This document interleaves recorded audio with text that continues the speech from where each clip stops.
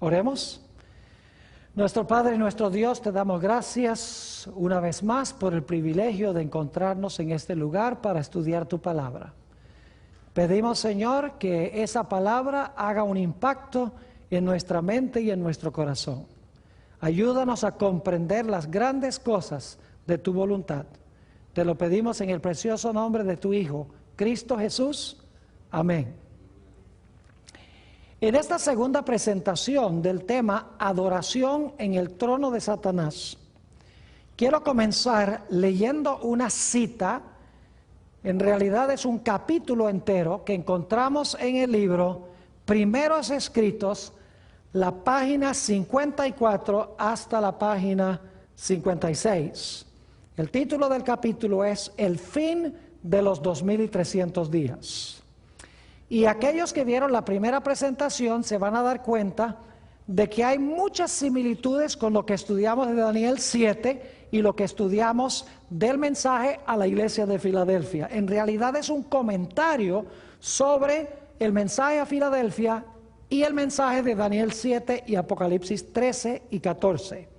Dice así, y la autora Elena White está presenciando esto en visión. Vi un trono y sobre él se sentaban el Padre y el Hijo. Y este trono, quiero decirles, está en el lugar santo. Es lo que se describe en Apocalipsis 4, 1 al 3. Sigue diciendo, me fijé en el rostro de Jesús y admiré su hermosa persona.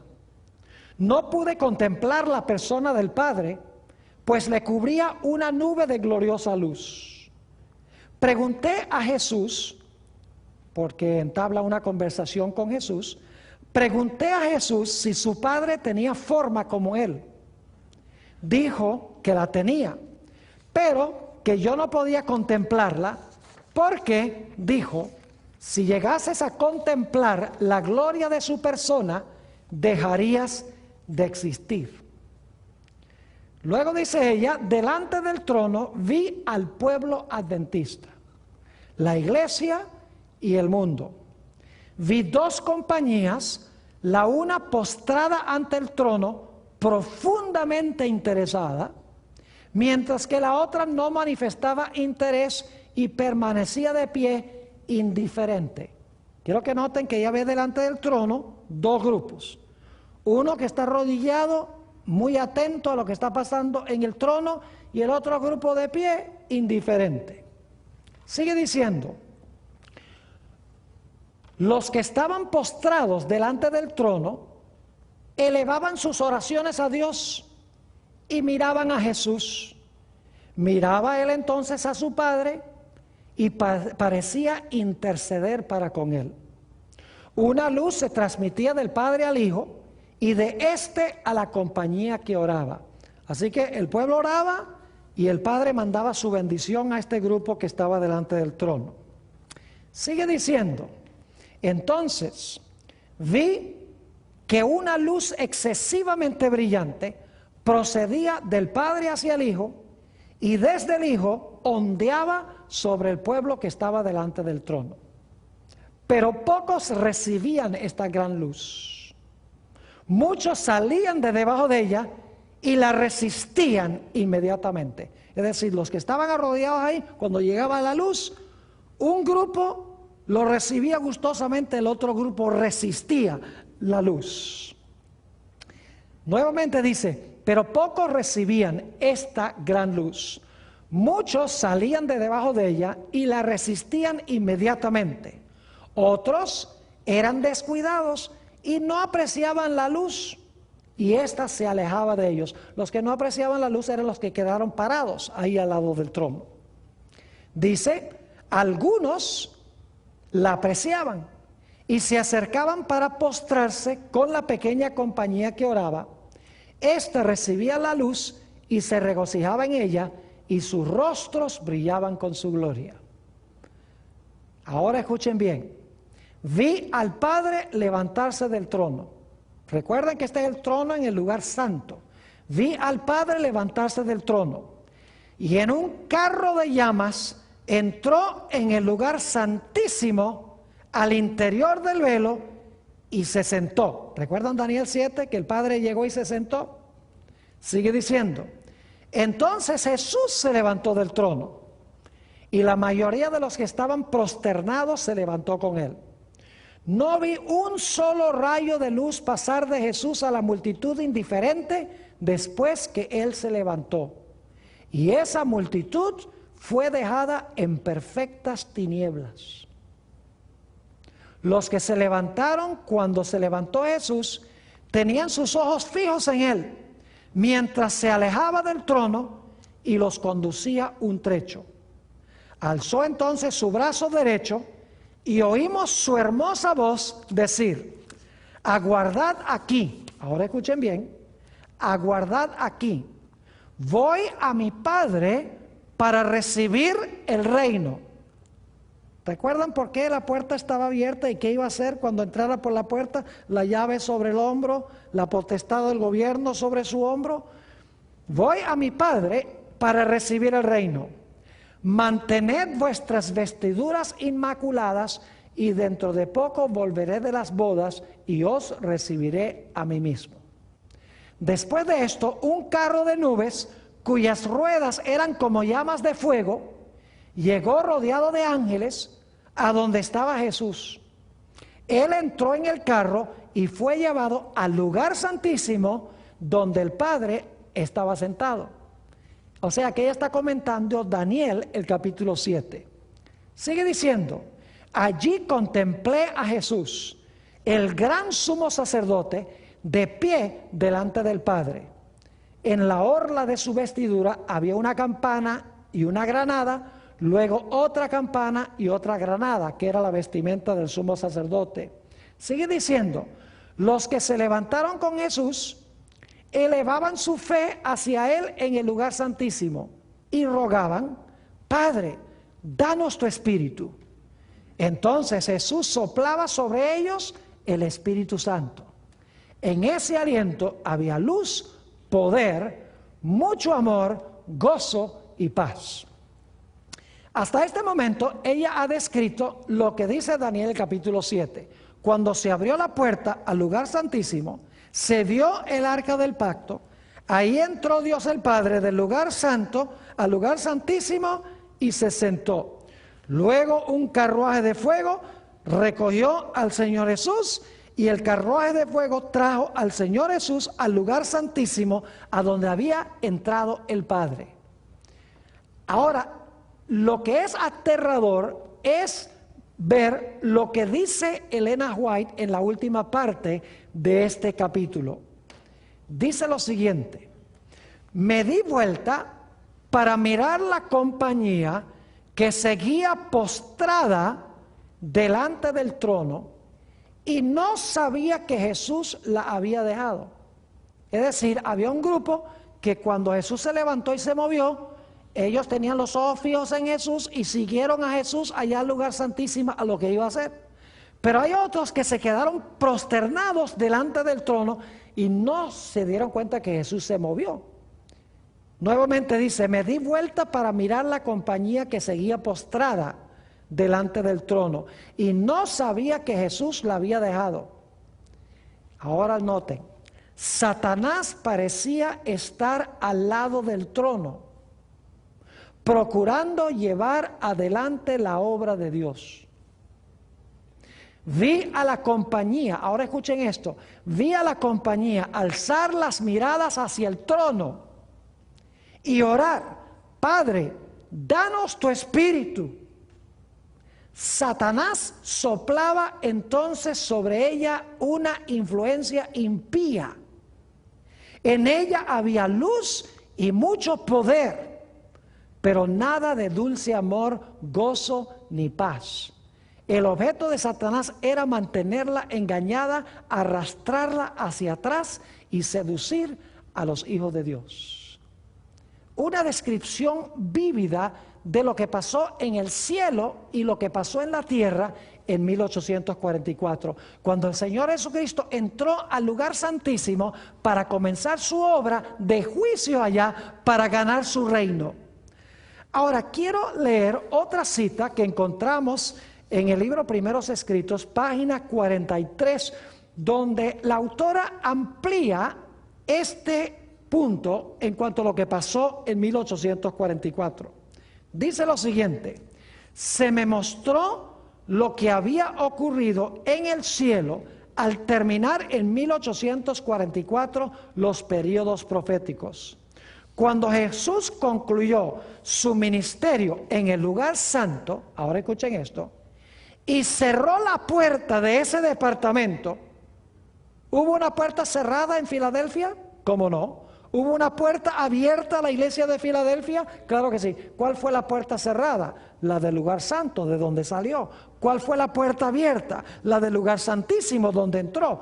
Dice, y cerró la puerta de ese departamento, escuchen bien, densas tinieblas envolvieron a quienes habían oído y rechazado el mensaje del advenimiento y lo habían perdido de vista a él. Ustedes recuerdan que estudiamos en nuestro primer tema que en la iglesia de Filadelfia se coloca una puerta abierta. Esa puerta abierta conduce al lugar santísimo del santuario. Se invita a la iglesia de Filadelfia a entrar por esa puerta donde está el arca del pacto, donde se realiza el juicio. Pero en la iglesia de Filadelfia también está lo que se conoce como la sinagoga de Satanás, que profesan ser seguidores de Jesús, pero que en realidad no lo son.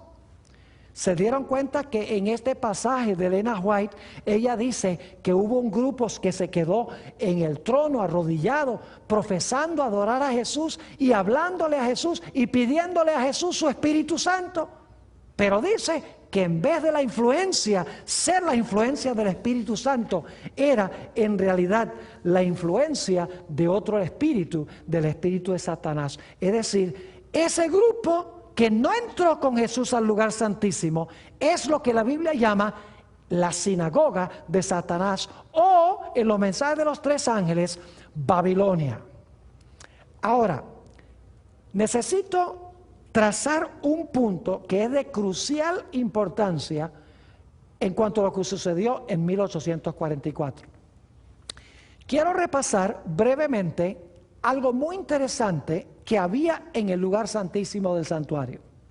Ustedes notaron en Apocalipsis 11:19 que dice que se abrió una puerta en el cielo y se vio el arca del pacto. Ahora escuchen bien lo que les voy a decir.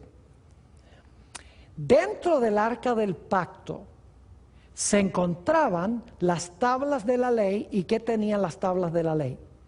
Tenían los 10 mandamientos. ¿Cuál mandamiento está entre esos 10 mandamientos? Un mandamiento que el mundo cristiano profesa adorar a Jesús y profesa seguir a Jesús, pero pisotea ese mandamiento. ¿Cuál es ese mandamiento?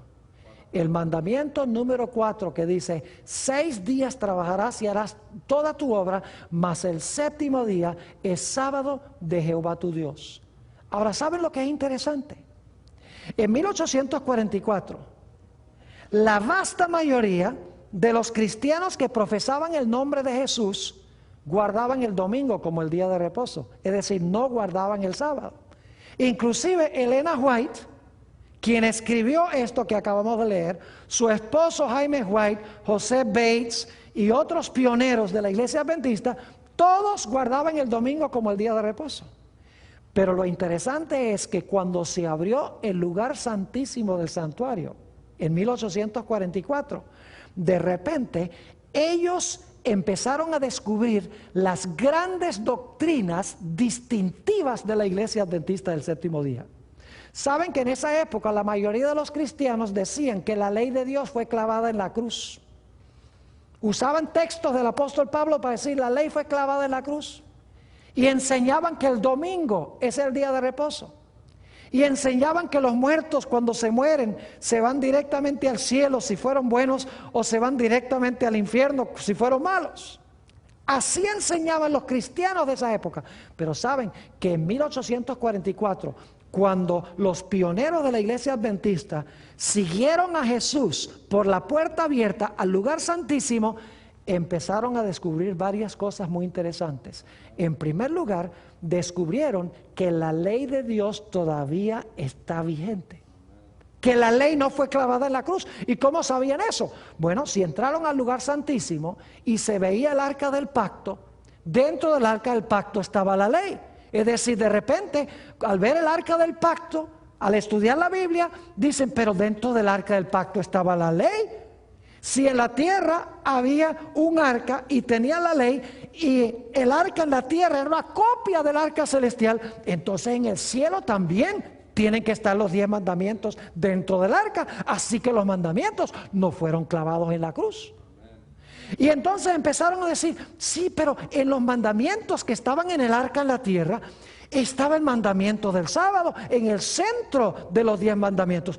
Pues si en la tierra encontramos que el arca y los mandamientos son una copia, como dicen Hebreos, del arca celestial, entonces allá tienen que estar también las tablas de la ley y tiene que estar también el sábado. Y por lo tanto empezaron a enseñar que Dios todavía esperaba que sus hijos guardaran la ley de Dios y que se debía guardar el sábado como día de reposo. Pero descubrieron otras grandes enseñanzas. Descubrieron que en 1844 había comenzado el juicio. La hora de su juicio ha llegado, dice en Apocalipsis, el capítulo 14. Y saben que con el juicio descubrieron una gran doctrina de la iglesia adventista. La mayoría de los cristianos creen que cuando una persona se muere, si fue buena, se va directamente al cielo. Si fue mala, se va directamente al infierno en el momento de la muerte. Pero cuando ellos entraron al lugar santísimo y se dieron cuenta que en 1844 Jesús estaba comenzando el juicio en el lugar santísimo, dijeron, pero un momentico, si en 1844 es que comienza el juicio para separar a los buenos de los malos, entonces los buenos no pueden haberse ido al cielo, ni los malos pueden haberse ido al infierno cuando se murieron. Porque si se fueron al cielo o al infierno cuando se murieron, ¿para qué Dios convoca un juicio para separar a los buenos de los malos? Si cuando se murieron ya fueron separados. Es decir, descubrieron que los muertos nada saben entrando al lugar santísimo. Descubrieron que la ley de Dios todavía está vigente. Descubrieron que el sábado todavía es el día de reposo. ¿Sabe qué más descubrieron? En el lugar santísimo había un potecito de maná. ¿Saben que cuando Dios dio el maná a Israel, lo dio para enseñarles especialmente la importancia de una dieta sencilla, de una dieta vegetariana, de una dieta saludable? Dios les dijo, yo quiero que ustedes estén saludables, no coman esas carnes y esas comidas ricas que comían en Egipto, ustedes ahora son mi pueblo. Y Dios les dio maná para enseñarles la reforma pro salud. En el arca del pacto, en el Antiguo Testamento se encontraba un potecito de maná. Y por lo tanto, en el arca celestial, como dice también en Hebreos el capítulo 9, también tiene que haber un pote de maná que enseña la importancia de vivir una vida saludable en armonía con los principios de la salud de Dios. Por eso, poco después de 1844, los pioneros de la iglesia adventista empezaron a descubrir que debían dejar de comer carne de puerco, que debían dejar de fumar, que debían dejar de beber alcohol, que debían cuidar su cuerpo porque era templo del Espíritu Santo. Lo descubrieron cuando entraron al lugar santísimo del santuario.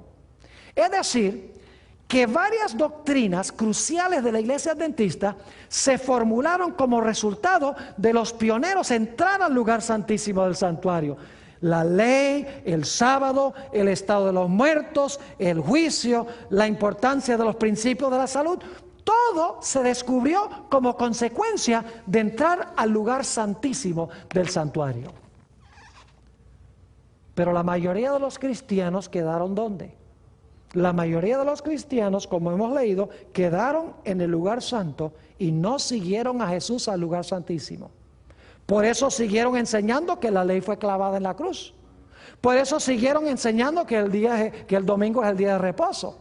Por eso siguieron enseñando que los muertos no están muertos. Por eso siguieron enseñando que no importa lo que te comas, con tal que glorifiques a Dios está bien. Por eso rechazaron la idea de que el juicio comenzó en 1844. Porque rehusaron seguir a Jesús. Y mis queridos hermanos, el cristianismo en general se convirtió en lo que la Biblia llama Babilonia o la sinagoga de Satanás. Quiero leerles otra visión que tuvo Elena White, muy interesante. Esto se encuentra también en el libro Primeros Escritos, y voy a leer esta cita porque es supremamente interesante. Dice lo siguiente, lo tuvo en 1849. El sábado 24 de marzo de 1849, tuvimos con los hermanos de Towson, Maine, una reunión muy agradable e interesante. El Espíritu Santo fue derramado sobre nosotros y fui arrebatada en espíritu a la ciudad del Dios viviente, es decir, ella entró en visión. Luego se me mostró que los mandamientos de Dios y el testimonio de Jesucristo acerca de la puerta cerrada no pueden separarse. Y que el tiempo, escuchen esto, y que el tiempo en que los mandamientos de Dios habían de resplandecer en toda su importancia, y cuando el pueblo de Dios había de ser probado acerca de la verdad del sábado, era cuando se abriese la puerta en el lugar santísimo del santuario celestial, donde está el arca que contiene los 10 mandamientos. Esta puerta, ahora escuchen bien, no se abrió hasta que hubo terminado la mediación de Jesús en el lugar santo del santuario en 1844. Entonces Jesús se levantó, cerró la puerta del lugar santo, abrió la que lleva al lugar santísimo y pasó detrás del segundo velo, donde está ahora al lado del arca y a donde llega la fe de Israel.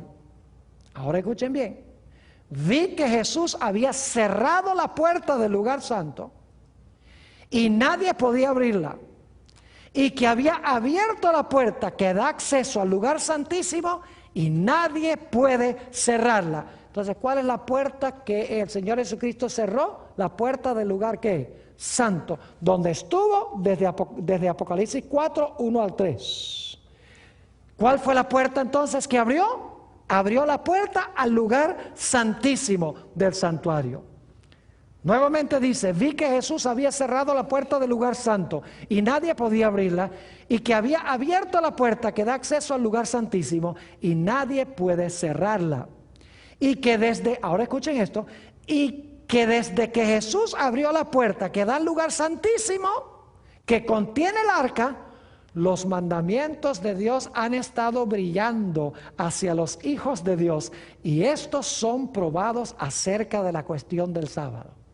Es decir, el sábado llega a ser una prueba en 1844, cuando entran al lugar santísimo, ven el arca del pacto. Sigue diciendo, vi que la prueba actual acerca del sábado no podía producirse antes que terminase la mediación de Cristo en el lugar santo, y Él hubiese pasado al interior del segundo velo.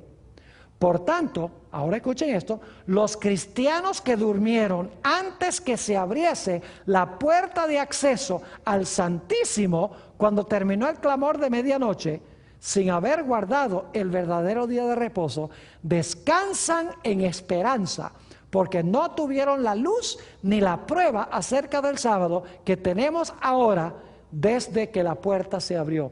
Es decir, una pregunta que la gente muchas veces se hace es, Pastor Bor, ¿qué de todos esos cristianos que nunca guardaron el sábado? Antes de 1844, toda esa gente que no sabía en cuanto al sábado, ¿qué pasa con ellos? ¿Están perdidos? La respuesta es no. Pero cuando se abrió el lugar santísimo, se vio la ley, y en medio de la ley se vio el sábado, y la gente rechazó ese mensaje. Entonces el sábado llegó a ser una prueba para demostrar si de verdad seguían a Jesús o si seguían a Jesús solamente de nombre y no en realidad. En la página 43 de Primeros Escritos, Elena White dice algo muy interesante. Dice, los enemigos de la verdad presente han estado tratando de abrir la puerta del lugar santo. Es decir, lo que ellos quieren es que la gente crea que Jesús está en el lugar santo. Los enemigos de la verdad presente han estado tratando de abrir la puerta del lugar santo que Jesús cerró. Y de cerrar la puerta del lugar santísimo que Él abrió en 1844, donde está el arca que contiene las 2 tablas de piedra en las cuales fueron escritos por el dedo de Jehová los 10 mandamientos. Saben que hay muchas personas, muchos teólogos que han salido de la iglesia adventista, y las primeras cosas que ellos atacan son la idea del juicio, que comenzó en 1844, la idea de que la ley de Dios todavía está vigente, la idea de que el sábado es el día de reposo, la idea de que hay que respetar las leyes de la salud, y también la idea de que los muertos están muertos hasta el momento de la resurrección. Hay un individuo cuyo nombre no voy a mencionar por no darle publicidad, que hace algunos pocos años salió de la iglesia adventista y lo primero que atacó fue la entrada de Jesús al lugar santísimo del santuario en 1844. Dicho sea de paso, tiene una publicación. Lo interesante es que la primera edición de esa publicación atacó la entrada de Cristo en 1844 al lugar santísimo. Las siguientes ediciones de su publicación atacó la ley, atacó el sábado, atacó el estado de los muertos, atacó las normas de la salud, atacó el espíritu de profecía. ¿Por qué razón?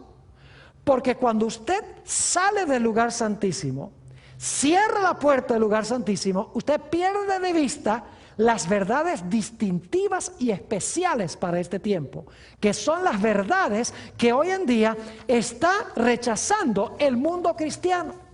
Piénsenlo bien, ¿cuáles son las doctrinas que rechaza el mundo cristiano que tiene la iglesia adventista del séptimo día? La ley, el sábado, el estado de los muertos, la reforma pro salud, la idea de que el juicio comenzó en 1844 y también el espíritu de profecía como un don especial de Dios a su iglesia. Como rehúsan entrar al lugar santísimo, rechazan las verdades que se encuentran centradas en el lugar santísimo y se tornan lo que la iglesia de Filadelfia llama la sinagoga de Satanás, se tornan lo que la Biblia llama Babilonia. Quiero leerles otra cita que encontramos también en Primeros Escritos, página 255, donde dice Elena G. de White esto: se me mostró que el residuo o el remanente siguió por fe a Jesús en el lugar santísimo, y al contemplar el arca y el propiciatorio fue cautivado por su resplandor. Jesús levantó entonces, ahora escuchen esto bien, levantó la tapa del arca y he aquí que se vieron las tablas de piedra con los 10 mandamientos grabados en ellas. El residuo leyó aquellos vívidos oráculos, pero retrocedió tembloroso al ver que el 4º mandamiento estaba rodeado de una aureola de gloria y brillaba en él una luz mucho más viva que en los otros 9. Ningún indicio encontró allí el pueblo de Dios de que el descanso sabático se hubiese abolido o trasladado al primer día de la semana. El mandamiento está escrito tal como lo dictó la voz de Dios en solemne e imponente majestad sobre el monte, entre el fulgor de los relámpagos y el estampido de los truenos. Era el mismo mandamiento que con su propio dedo escribió en tablas de piedra. 6 días trabajarás y harás toda tu obra, mas el 7º día es reposo para Jehová tu Dios. Los fieles, dice ella, se admiraron de la solicitud con que estaban cuidados los 10 mandamientos, puestos junto a Jehová, cubiertos y protegidos por su santidad. Vieron que habían estado pisoteando el 4º mandamiento del decálogo, observando un día transmitido por los paganos y papistas en vez del día santificado por Jehová. Se humillaron ante Dios y lamentaron sus pasadas transgresiones. Eso describe lo que sucedió en 1844 con los que entraron con Jesús al lugar santísimo. De repente descubrieron todas las doctrinas distintivas y especiales de la Iglesia Adventista del Séptimo Día. Pero el mundo cristiano rehusó entrar. Profesa seguir a Cristo, profesa hacer lo que dice Jesús, pero alberga una serie de doctrinas que son contradictorias a las enseñanzas de Jesús, a las enseñanzas de la Biblia, y por eso la Biblia los llama la sinagoga de Satanás y los llama Babilonia. En una visión muy interesante de Elena White, Primeros Escritos, esta es una visión un poco larga, así que solamente voy a leer algunas porciones de esta cita. Página 258 a la página 261 de Primeros Escritos, la sierva de Dios dice esto, y quiero que noten el paralelismo con lo que sucedió en el día del Pentecostés y lo que sucedió en 1844. Dice lo siguiente: se me recordó la proclamación del primer advenimiento de Cristo. Juan fue enviado en el espíritu y el poder de Elías a fin de que preparase el camino para Jesús. Ustedes saben que Juan el Bautista fue llamado para preparar el camino para la primera venida de Jesús. Ahora escuchen bien, los que rechazaron el testimonio de Juan no recibieron el beneficio de las enseñanzas de Jesús. Es decir, los que rechazaron el mensaje de Juan cuando Jesús enseñó, también rechazaron a Jesús. Sigue diciendo, su oposición al mensaje que había predicho la venida de él, los colocó donde no les era fácil recibir las evidencias más categóricas de que era el Mesías. Satanás indujo a aquellos que habían rechazado el mensaje de Juan a que fuesen aún más lejos, a saber, que rechazasen y crucificasen a Cristo. ¿Ven? Rechazaron el mensaje de Juan, por lo tanto no estaban preparados para recibir el mensaje de Jesús. Pero hay más. Dice, al obrar así, se situaron donde no pudieron recibir la bendición del Pentecostés, que les habría enseñado el camino al santuario celestial. 3 pasos. Rechazaron el mensaje de Juan, por lo tanto rechazaron el mensaje de Jesús, por lo tanto rechazaron lo que sucedió en el día del Pentecostés. Sigue diciendo ella, el desgarramiento del velo en el templo demostró que los sacrificios y los ritos judaicos no serían ya recibidos. Es decir, cuando el velo se rasgó, Dios estaba anunciando, se terminaron los sacrificios en Israel. Sigue diciendo, el gran sacrificio había sido ofrecido y aceptado. Y el Espíritu Santo que descendió en el día del Pentecostés dirigió la atención de los discípulos desde el santuario terrenal al celestial, donde Jesús había entrado con su propia sangre para derramar sobre sus discípulos los beneficios de su expiación. Es decir, para poder derramar sobre ellos el Espíritu Santo. Fíjense entonces los pasos. Recibieron el mensaje de Juan, por lo tanto recibieron el mensaje de Jesús, por lo tanto siguieron a Jesús de la tierra al lugar santo del santuario celestial y pudieron recibir la bendición que se derramó en el día del Pentecostés. Pero ¿qué pasó con la mayoría de los judíos? Habían rechazado el mensaje de Juan, por lo tanto habían rechazado a Jesús y por lo tanto en el día del Pentecostés rechazaron el hecho de que Jesús había entrado al lugar santo del santuario. Fíjense lo que sigue diciendo la autora. Pero los judíos fueron dejados en tinieblas totales. Perdieron toda la luz que pudieran haber tenido acerca del plan de salvación. Y siguieron confiando en sus sacrificios y ofrendas inútiles. El santuario celestial había reemplazado el terrenal, pero ellos no tenían noción del cambio. Por lo tanto, no podían recibir los beneficios de la mediación de Cristo en el lugar santo. Y luego va a hablar de lo que pasó en 1844, que es paralelo con el mundo cristiano. Sigue diciendo, muchos miran con horror la conducta seguida por los judíos al rechazar a Cristo y crucificarlo. Dicen, ¡ay, qué horrible que crucificaron a Cristo! Y cuando leen la historia del trato vergonzoso que recibió, piensan que le aman y que no le habrían negado como le negó Pedro, ni le habrían crucificado como lo hicieron los judíos. Pero Dios, quien lee en el corazón de todos, probó aquel amor hacia Jesús que ellos profesaban tener. Todo el cielo observó con el más profundo interés la recepción otorgada al mensaje del primer ángel.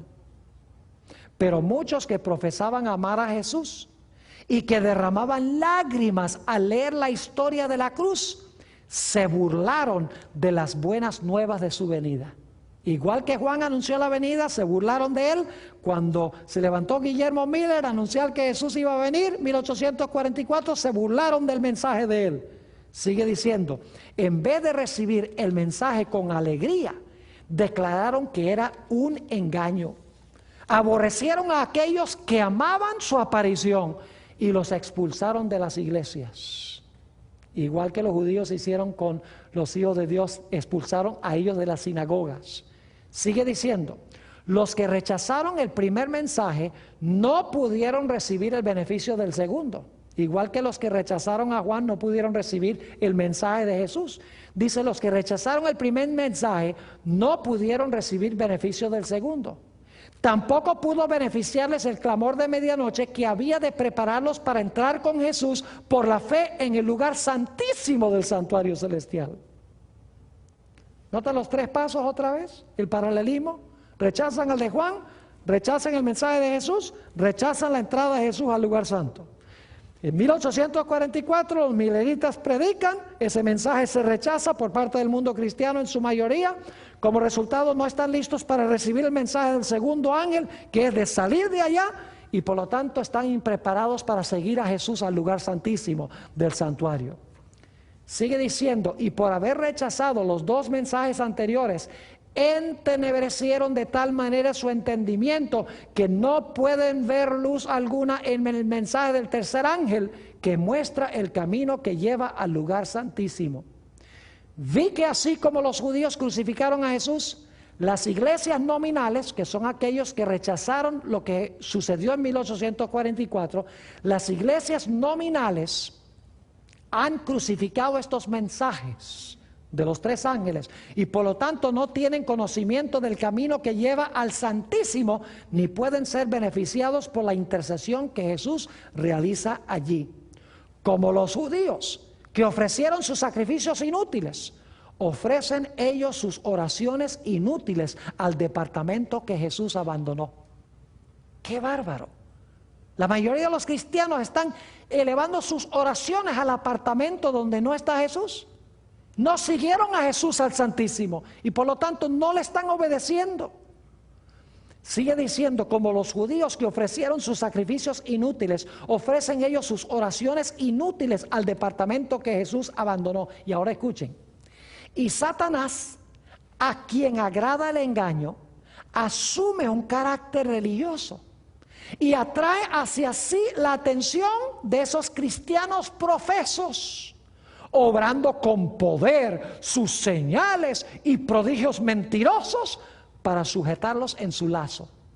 La sinagoga de Satanás, ¿recuerdan? Babilonia, que está llena de demonios, dice la Biblia. Dice, a algunos los engaña de una manera y a otros de otra. Tiene diferentes seducciones preparadas para afectar diferentes mentalidades. Algunos consideran con horror un engaño, mientras que reciben otro con facilidad. Satanás seduce a algunos con el espiritismo.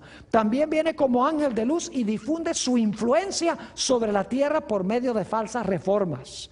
Las iglesias se alegran. Estas son las iglesias que rechazaron el mensaje de 1844. Las iglesias se alegran y consideran que Dios está obrando en su favor de una manera maravillosa cuando se trata de los efectos de otro espíritu. La excitación se apagará y dejará al mundo y a la iglesia en peor condición que antes. Y ahora escuchen, hoy en día se ve supuestamente un gran reavivamiento entre las iglesias protestantes de los Estados Unidos. La gente habla en lengua y la gente salta y la gente canta y la gente grita y hay milagros y sanamientos y todo. Escuchen esto. Vi que Dios tiene hijos sinceros entre los adventistas nominales, es decir, las iglesias que rechazaron el mensaje de la entrada de Cristo al lugar santísimo. Vi que Dios tiene hijos sinceros entre los adventistas nominales y las iglesias caídas. Y esta es la buena nueva. Y antes que sean derramadas las plagas, los ministros y la gente serán invitados a salir de esas iglesias y recibirán gustosamente la verdad. Satanás lo sabe, ahora escuchen bien, Satanás sabe que ese mensaje viene invitando a los verdaderos hijos de Dios a salir de esas iglesias donde hay milagros y señales y prodigios. Dice, Satanás lo sabe. Y antes que se dé el fuerte pregón del tercer ángel, despierta excitación en aquellas organizaciones religiosas a fin de que los que rechazaron la verdad piensen que Dios los acompaña. Satanás espera engañar a los sinceros e inducirlos a creer que Dios sigue obrando a favor de las iglesias. Pero la luz resplandecerá y todos los que tengan corazón sincero dejarán a las iglesias caídas y se decidirán por el remanente. Ahora, permítame leerles un par de citas de Elena G. de White sobre la sinagoga de Satanás. ¿Están entendiendo lo que es la sinagoga de Satanás? Que el mundo cristiano se convirtió en la sinagoga de Satanás en Babilonia en 1844 porque rechazó los mensajes especiales del lugar santísimo. Y lo triste es que hoy en día en la iglesia adventista nosotros queremos adorar como adoran ellos y queremos usar los métodos de evangelismo que usan ellos y queremos enseñar lo que enseñan ellos y no usamos el espíritu de profecía por temor a ofenderlos a ellos. Fíjense lo que dice Elena White sobre lo que es la sinagoga de Satanás. Cristo se refiere a la iglesia, y esto se encuentra en una revista que se llama Review and Herald, diciembre 4 de 1900. Cristo se refiere a la iglesia sobre la cual Satanás preside como la sinagoga de Satanás. ¿Cómo se llama la iglesia sobre la cual preside Satanás? La sinagoga de Satanás. Escuchen bien. Sus miembros son los hijos de la desobediencia. Son aquellos que escogen pecar, quienes se esfuerzan por anular la ley de Dios. Si hubieran entrado al lugar santísimo, ¿tratarían de anular la ley de Dios? No, porque en el lugar santísimo ¿qué se encuentra? El arca y la ley. Así que no iban a deshacerse de ella. Son aquellos que escogen pecar, quienes se esfuerzan por anular la ley de Dios. La obra de Satanás consiste en entremezclar el mal con el bien y quitar así la distinción entre el bien y el mal. Cristo desea tener una iglesia que se esfuerza por separar el mal del bien, cuyos miembros a sabiendas no toleren el actuar mal, sino que expulsen el mal del corazón y de la vida.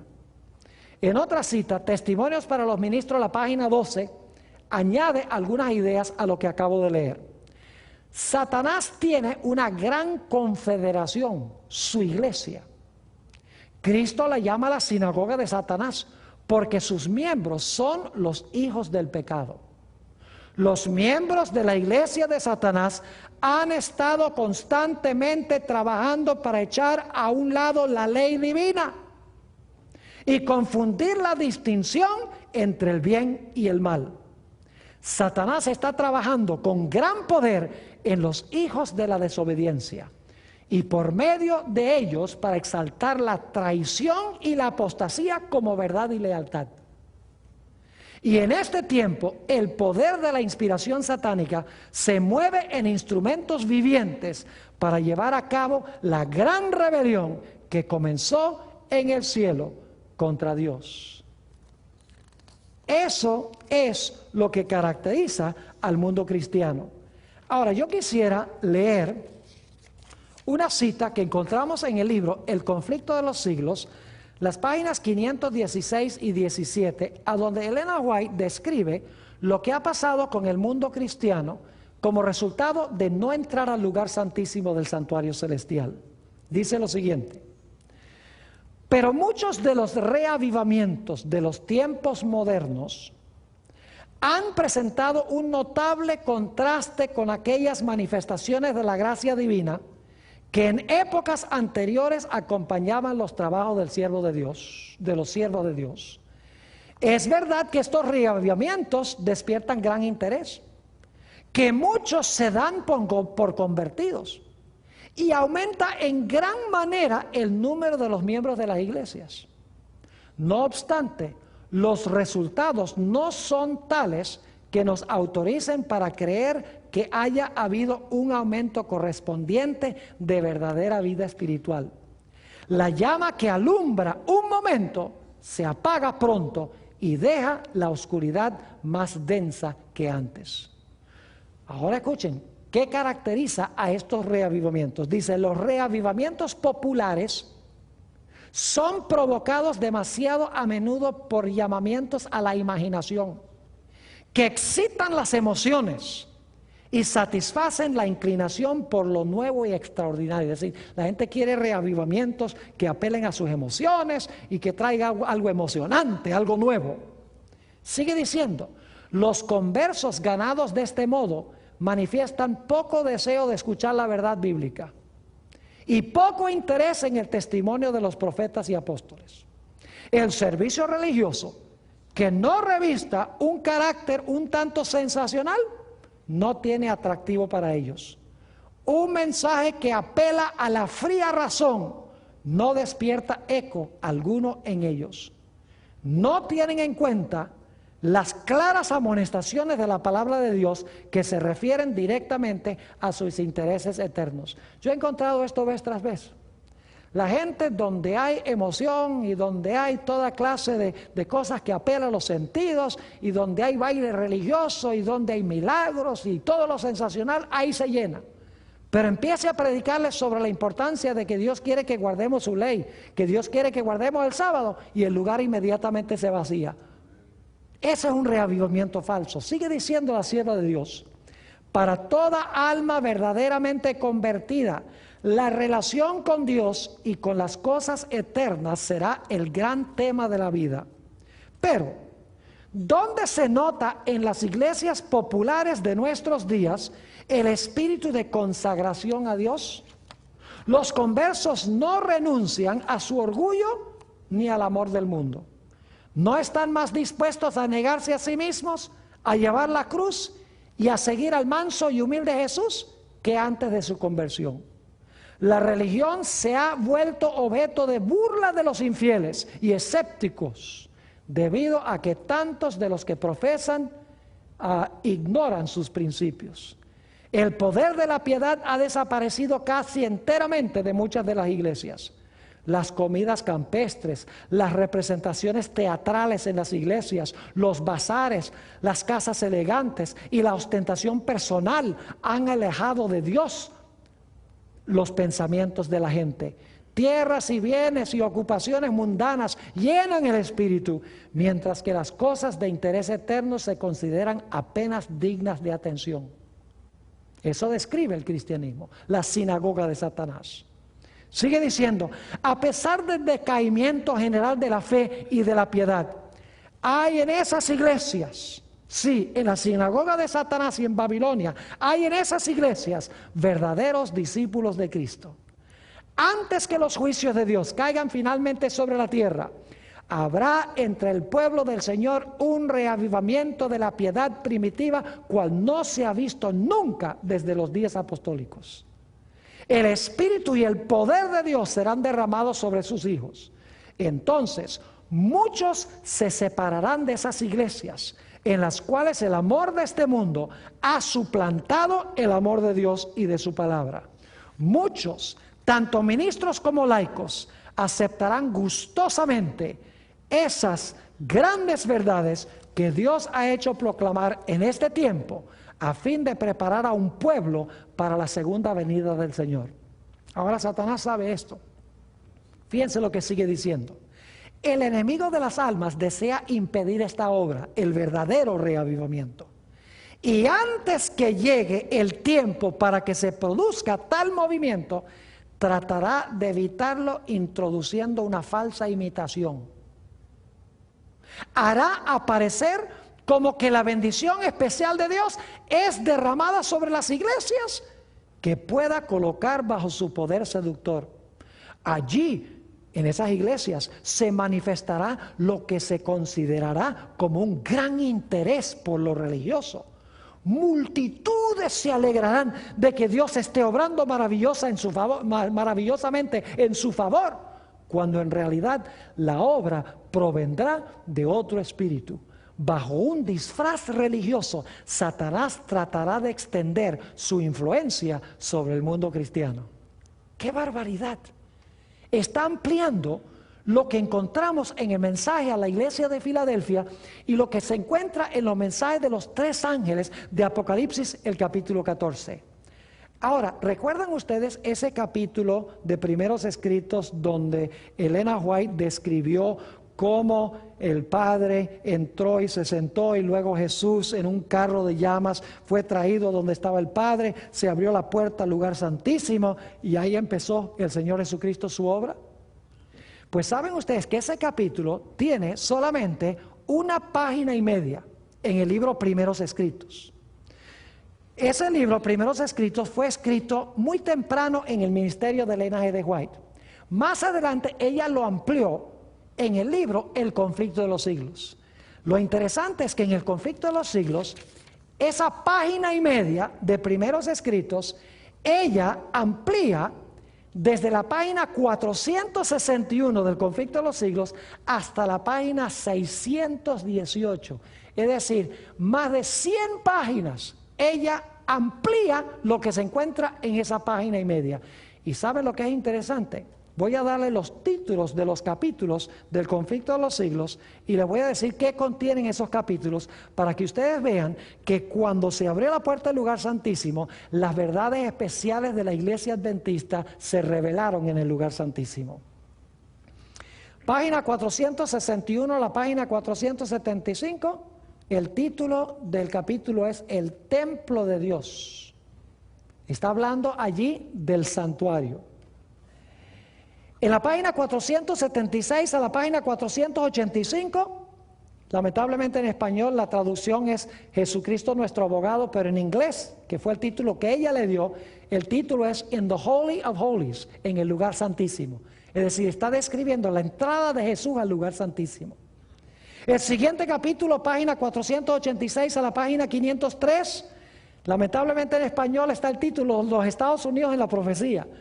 Pero en inglés el título que le dio la hermana White es God's Law Immutable, la ley de Dios inmutable. Fíjense que ella está hablando del santuario, del lugar santísimo, la inmutabilidad de la ley de Dios. El siguiente capítulo se titula, página 504 al 513, Una obra de reforma. Todo el capítulo tiene que ver con restaurar el sábado como el día de reposo. El siguiente capítulo, página 514 al 532, el título es La verdadera conversión es esencial.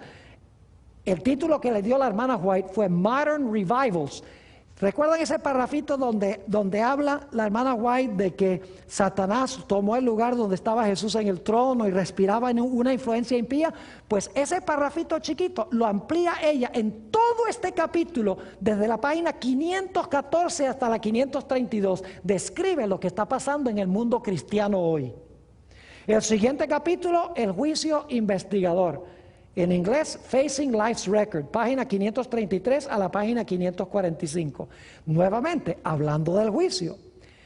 Y luego, en los siguientes capítulos, que son varios capítulos, les voy a dar los títulos: El origen del mal, la enemistad entre el hombre y Satanás, quiénes son los ángeles, el misterio de la inmortalidad, y pueden hablarnos nuestros muertos. En esos capítulos, que son 5 capítulos, ¿saben qué doctrina enfatiza Elena G. White? Enfatiza la doctrina de que los muertos están muertos y que no pueden comunicarse con los vivos, que van a resucitar en la resurrección cuando Jesús venga. ¿Cuáles son las verdades distintivas que está enfatizando Elena G. White aquí en estos capítulos donde amplía esa página y media? Ella está enfatizando las verdades distintivas de la iglesia adventista del séptimo día. Porque cuando los pioneros de la iglesia adventista entraron al lugar santísimo, ellos detectaron las grandes verdades que distinguen a la iglesia adventista de todas las iglesias cristianas del mundo. Ahora, Satanás tiene interés especial en infiltrar a la iglesia adventista. Hoy en día, el estilo de adoración que hay en la iglesia adventista, en muchas de ellas, y podría decir cada vez la mayoría de ellas, es el estilo de adoración que han importado de las iglesias protestantes, de las iglesias que describe la Biblia como la sinagoga de Satanás o Babilonia. La pregunta clave es ¿por qué estamos tratando de introducir esta metodología de adoración a la iglesia adventista de esas iglesias cuando nosotros como iglesia tenemos un mensaje tan poderoso que necesita el mundo? Un mensaje sobre el hecho de que el juicio está transpirando y nuestra vida debe estar puesta en armonía con la ley de Dios. Un mensaje de que la ley de Dios está vigente. Un mensaje de que no podemos pisotear el sábado, de que debemos guardar el sábado como día de reposo. Un mensaje de que los muertos no saben nada, que cierre las puertas de la iglesia al espiritismo. Un mensaje de que nuestro cuerpo es templo del Espíritu Santo, debemos cuidarlo practicando las normas de la salud. Un mensaje especial del espíritu de profecía, el don de profecía que Dios ha dado a la iglesia adventista para exaltar estas grandes enseñanzas de la santa palabra de Dios. Hoy en día prácticamente no se escucha ni el nombre de Elena G. de White en la iglesia. No se escuchan las verdades distintivas de la iglesia adventista. La razón es que nosotros, en vez de invitar a los que están en el lugar santo que entren al lugar santísimo, nosotros estamos queriendo cerrar la puerta del lugar santísimo y otra vez meternos al lugar santo del santuario. Es decir, en vez de testificarle a la sinagoga de Satanás, a Babilonia, queremos convertirnos nosotros precisamente en eso. Mi oración, mis hermanos y hermanas, es que nosotros nuevamente exaltemos el mensaje de verdad presente para este tiempo y no dejemos que Satanás distraiga al pueblo remanente de Dios.